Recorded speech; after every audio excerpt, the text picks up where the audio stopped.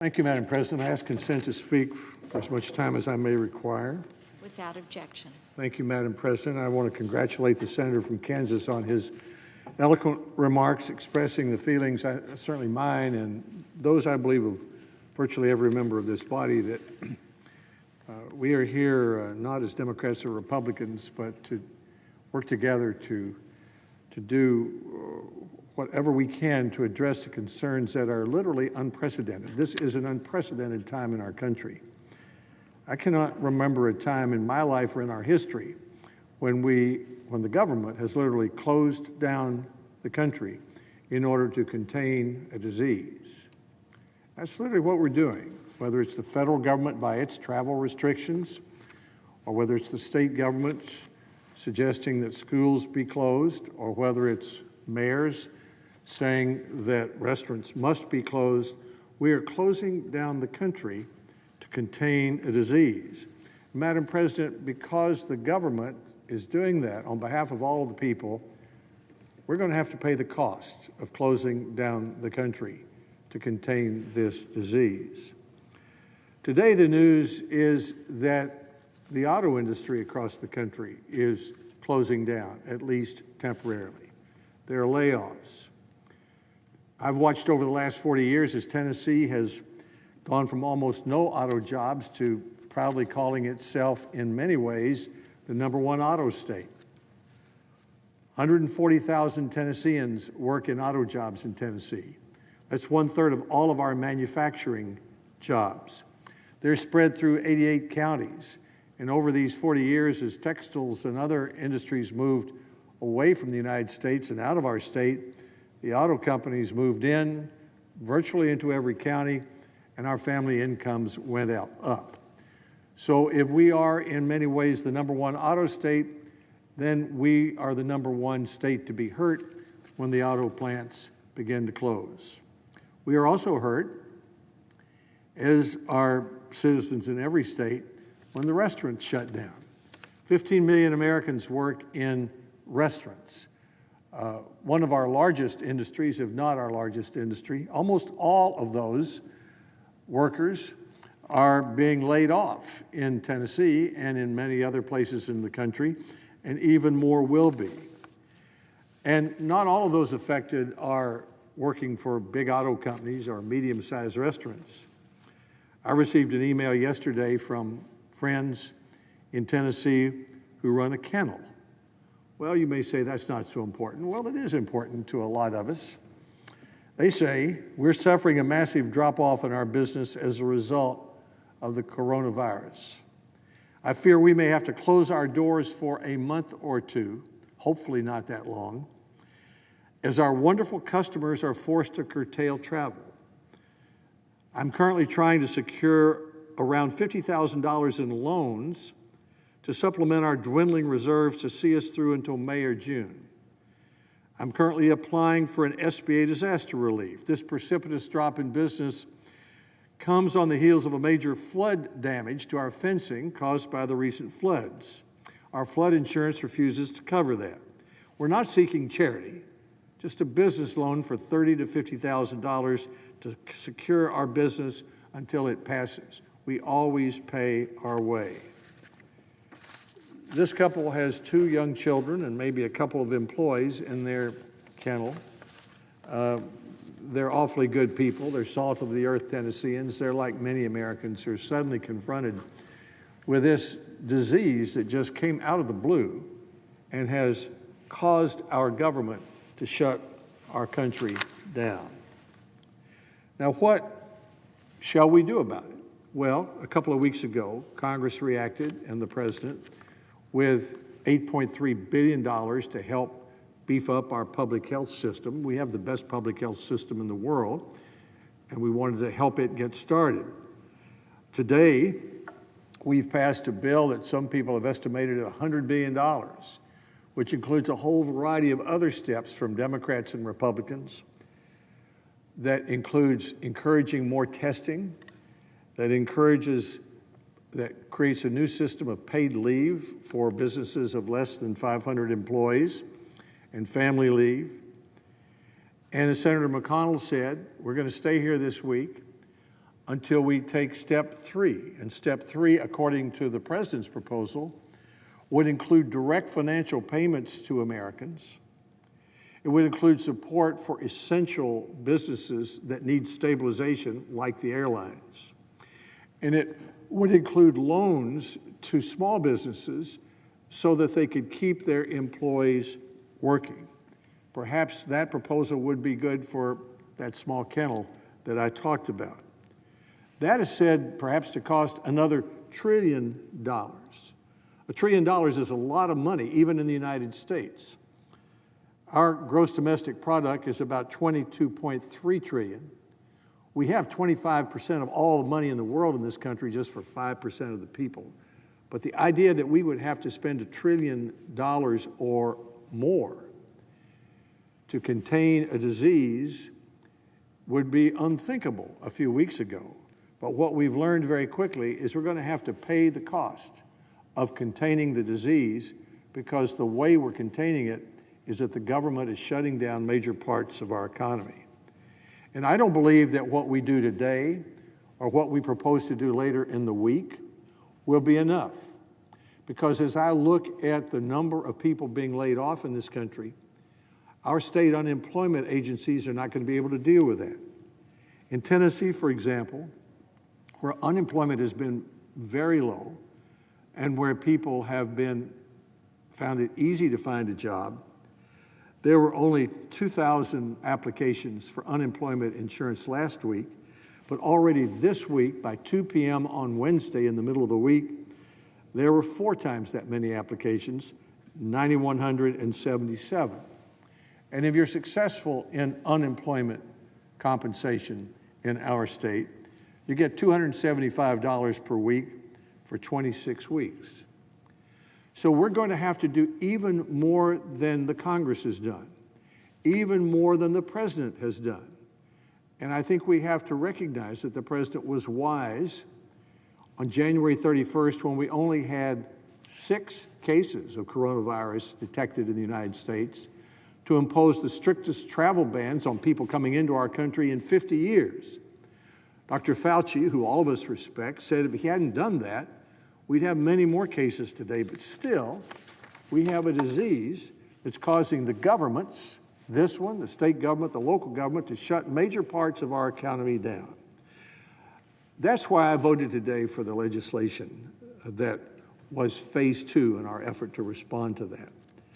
Even though I have significant issues with the sick leave and family leave proposals that are part of it, I believe those provisions, while well-intended by the administration and by the House of Representatives, will hurt many employers and will shortchange many employees.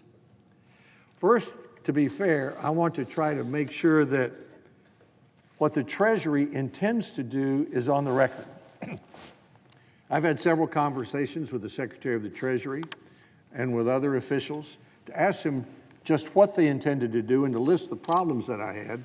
So here's what they say, and what I'm doing is characterizing the conversations and the writings that we have had. They pointed out that what many businesses have read is in this bill was what was in the draft of it that the House passed on Friday before technical corrections were made over the weekend, and that the technical corrections greatly improved the bill from the point of view of employers. This is what the Treasury Department says. Under the legislation, employers receive a dollar-for-dollar refundable tax credit for the COVID-19 related sick and family leave payments made to their employees. As amended, they mean the technical corrections over the weekend, the credit is carefully calibrated, in the Treasury's words, to ensure there is no sick or family leave requirement in excess of the credit. The legislation now also includes explicit grants of regulatory authority to both the Secretary of Labor and the Secretary of Treasury to ensure consistency between the leave requirements and the credit provisions. In addition, and this is what the Treasury officials have been saying to us over the last few days, the legislation now provides that the sick and family leave payments are not considered wages for employment tax purposes. The legislation now extends the employer credit to include costs for maintenance of health benefits paid by the employer while employees are on leave. Lastly, the Treasury and the Internal Revenue Service are considering options to provide an advance payment for the refundable credit to ease any tax flow burden that a small fraction of employers may experience. I'll have more to say about that in a minute, but what that means in plain English, they're considering a way to make sure that before the employer has to pay this required family leave to an employee, that the federal government has given the money to the employer. Besides this, the legislation now includes an explicit grant of authority, Treasury says, to the Secretary of Labor to exempt small businesses from the only long-term leave requirements it contains where those requirements would result in financial hardship. And then the Treasury, in their conversations with me and in the writings that they've sent out, make the argument that far from imposing special burdens, the net effect of this legislation is to provide an important benefit, given that many already provide sick leave and that many more will need to do so in response to the COVID-19 outbreak. Moreover, by structuring coverage for paid sick leave as a credit, the legislation ensures that employers generally receive relief immediately rather than having to wait for a refund. In the event the amount of the credit exceeds an employer's tax liability, the credit is made refundable to ensure that the employer is fully compensated for all payments made under the leave requirements. And the Treasury goes on to say, Treasury and IRS are working on options to provide an advance payment of the credit to get cash in the pockets of small businesses and their employees immediately. The intent of the legislation, the Treasury argues, is to fully fund the payments employers make to their employees who experience employment interruptions related to COVID-19. In summary, the amended legislation does not require employers, according to the Department of Treasury, to make payments in excess of amounts eligible for the refundable tax credit, nor does it require employers to pay employment taxes on those amounts. To the contrary, it provides an important and immediate benefit to small business and their employees for whom financial assistance is needed as quickly as possible. That is the argument of the Secretary of the Treasury and his subordinates in conversations with many of us over the last few days. That is their intention.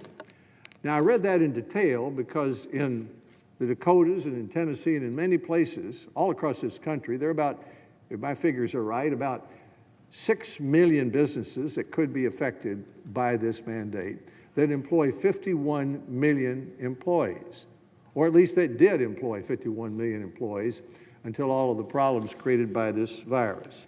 Now, having tried to be fair and given you what I understand the Treasury's intention to be, which I think will be useful to the owners of small business, to their accountants, and to their lawyers who are trying to figure out the law that was passed today.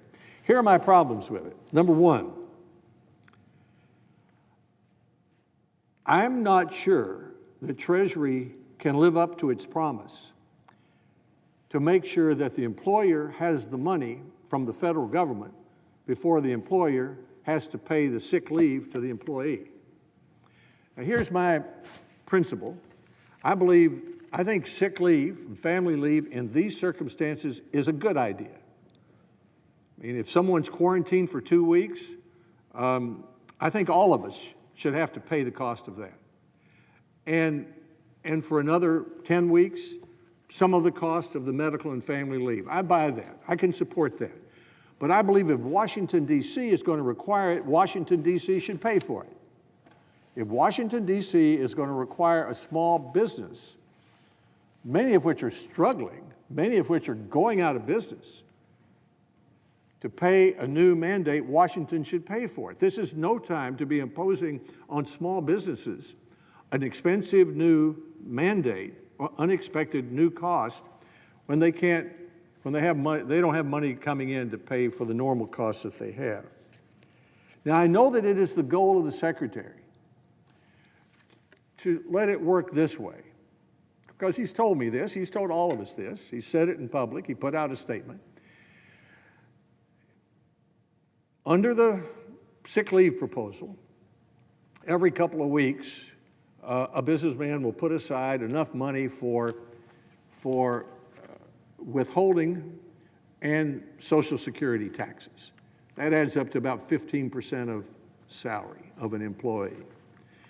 What the Treasury is saying is that the employer can use that money, instead of setting it aside for the government, you can use it to pay sick leave.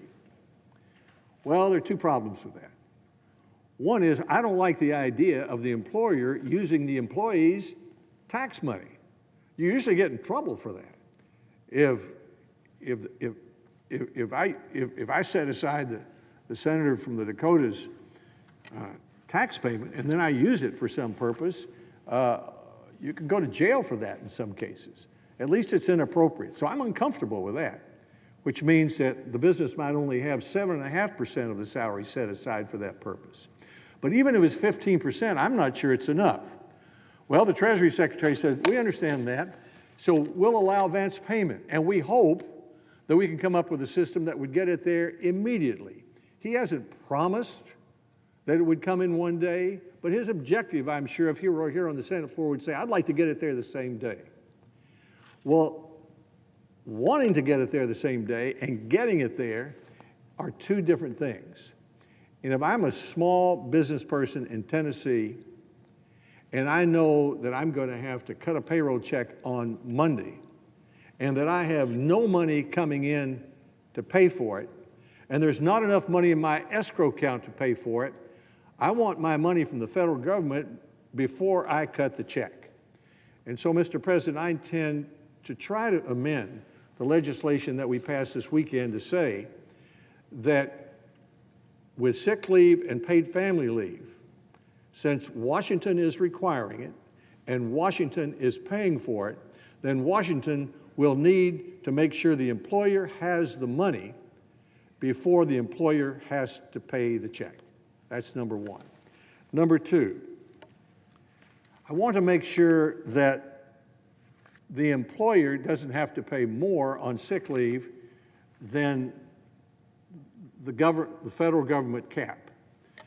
There's a cap, I think it's about $132,000 annualized pay on sick leave, and if an employee makes more than that, that employee is going to have to take a pay cut, or he might use or she might use the private right of action to sue the employer to say, I want you to pay the gap between $132,000 and whatever I made.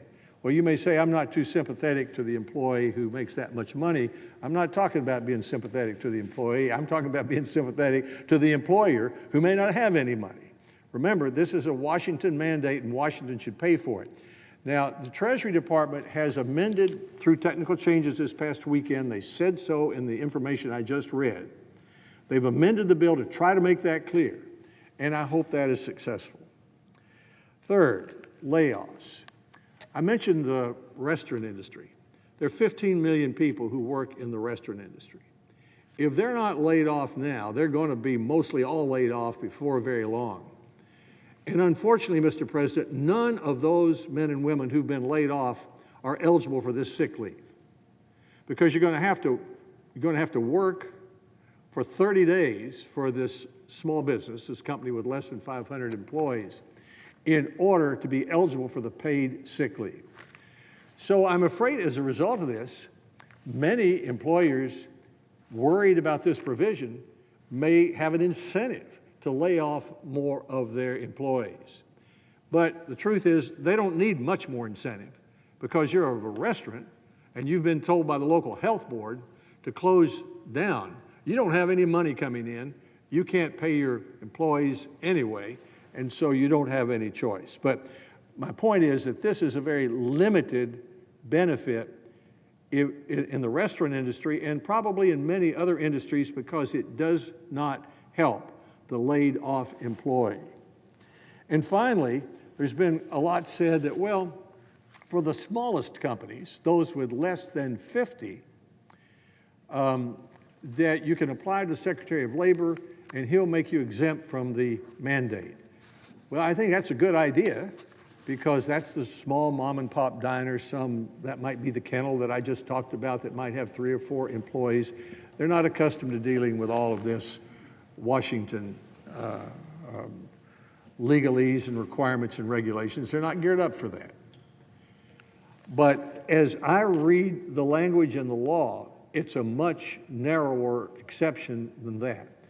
And so I'm going to attempt to amend the law that passed today to broaden the exception so the Secretary of Labor has more authority to waive the mandate for businesses with less than 50. So as I said, Mr. President, there are a number of important benefits in the bill we passed today, especially on testing. We've seen a great increase in the number of available tests over the last few weeks. The governor of Tennessee said yesterday that we have sufficient testing. Well, that's for today, maybe not for tomorrow or the next day. One of the greatest steps forward has been to finally allow commercial testing to be used. I mean, why shouldn't the Mayo Clinic be able to go ahead, or Cleveland Clinic be able to go ahead and develop a test and move ahead with it? So now that they can. But while we've done a great deal, there's a great deal more that we must do. I'm convinced that even if we do, as Senator McConnell has said, and pass our Phase 3 legislation this weekend, which would include loans to small businesses, direct payments to individuals, stabilizing payments to automobiles, to airlines, for example, and maybe other industries, that there's more to do. And my guess is that the next step after that, Phase 4, let's call it, is to look to our state employment compensation systems and make sure that they're able to handle the large number of people who are losing their job because the government is shutting down the economy in order to contain the disease. I voted for the Johnson Amendment today to the bill that I later voted for because I thought it was headed in the right direction. Rather than Washington issuing mandates, I would rather Washington work with the states in an existing program, make sure states have sufficient funding on top of their own funds to deal with a large number of auto workers, restaurant workers, and workers at the small kennel with 2 or 3 employees. Make sure that they have sufficient funds, and I believe in addition to that, the figure in the weekly fund is going to have to be higher than the $327 that it is in Tennessee. This is unprecedented. We're closing down the economy in order to contain the disease, and because we're doing that, we governments at all levels, we're going to have to pay the bill. I thank the President. I yield the floor.